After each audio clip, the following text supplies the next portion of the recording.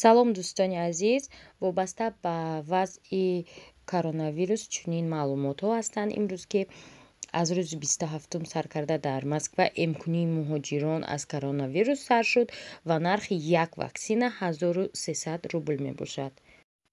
рӯзи 27 июн дар маркази муҳоҷирон дар деҳаи Сахарова дар канори Москав маъракаи эмкунии муҳоҷирони корӣ аз бемории COVID-19 оғоз ёфт.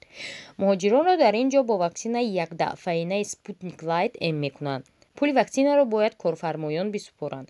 нархи ваксина барои муҳоҷирон 1300 рубл муқаррар карда шудааст. шаҳрдории Москав Сергей Собянин зимни боздид аз маркази эмкунии муҳоҷирон дар Сахарова гуфт: Sputnik Light шояд нисбат ба Sputnik V таъсири камтар дошта бошад, вале бо ҳар вуҷуд он ҳам таъсири мусбат дорад. нуқтаи эмкунӣ дар маркази Сахарова аз соати 9 то 21 кор мекунад ва ҳар рӯз дар ин ҷо метавонанд беш аз 2000 нафарро эм кунанд. шаҳрдории Москав хабар дод, ки аз 29 июн бояд як нуқтаи дигари эмкунии муҳоҷирони корӣ дар ҳудуди бозори Садовод дар суроғаи кӯчаи Верхняя Поля 54 бинои рақами 15 ба кор шурӯъ кунад. дӯстони азиз, як бори дигар таъкид мекунем, ки нархи ваксина 1300 рубл мебошад.